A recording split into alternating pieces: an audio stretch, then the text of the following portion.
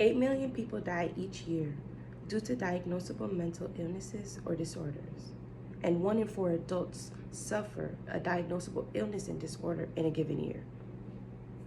During my time speaking today, I'll inform you on how appreciating the small things, writing out challenges, and sleep all play a factor in your mental stability.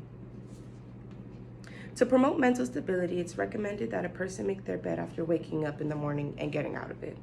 Why? There's an old saying that says, the state of your bed is the state of your head. And this is easily relatable just for me, because I can recall countless times where on campus I had a billion things to do for the day, but because running back and forth in and out of my dorm, and my room was so messy, bed unmade, it almost seemed like I was tripling my efforts in completing my to-do list for the day.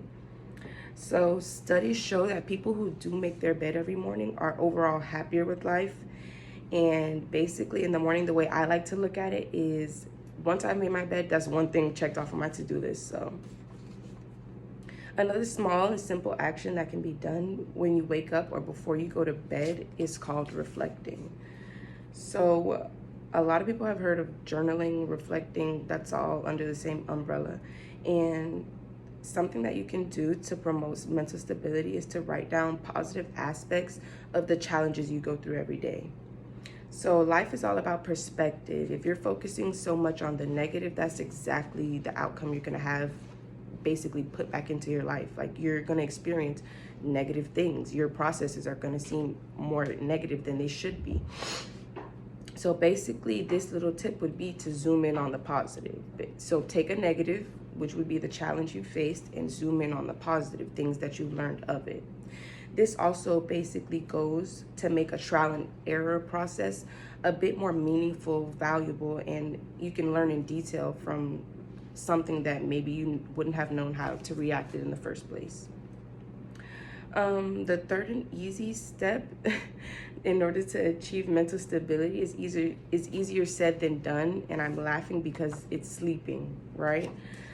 So basically everyone should prioritize 8 hours of sleep, but this is easier said than done, okay? The reason why we should prioritize at least 8 hours of sleep is because this contributes to our daily thought process. Like, if we don't get enough sleep, that's where you get that feeling the next day that your mind keeps jittering. It's like you keep forgetting like you're to do something, but you're really not. It's more than likely you don't have enough sleep and can't process what you're going through or what you're receiving during the day. Don't feel bad if anyone doesn't get exactly 8 hours of sleep, because it's almost going to seem like you're never doing enough, or you're not doing enough to achieve perfection when it comes to your hours of sleep. There's so many cases that prove 9 and plus hours trigger depression in most people, and 7 hours or less of sleep contributes to cases of mania. So it looks like either way, try to get 8 hours of sleep so that you can have a smooth sailing for the next day. By doing simple tasks daily, like making your bed each morning and writing positive aspects of each challenge you faced, and appreciating the small things that life has to offer, you can achieve mental stability.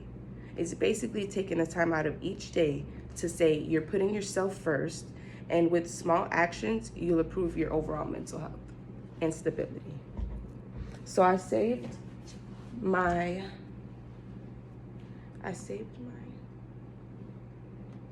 visual aid for last so that I can explain in detail why I do it the way I do. And my visual aid is basically my iPad with alarms, and I'm not sure if you can see, there's a 9:25 p.m. alarm, a 9:35 p.m., a 10 p.m., and a 10:15 p.m. And the reason why I have so many alarms is because around 9:25, I just want to start letting myself know that it's either time to start transitioning to the bed, or I need to wrap up whatever I'm doing so that I can start to transition into going to sleep for the night. And the alarms basically serve as a, hello, it's time to start going to bed, just as it would if it were time to wake up.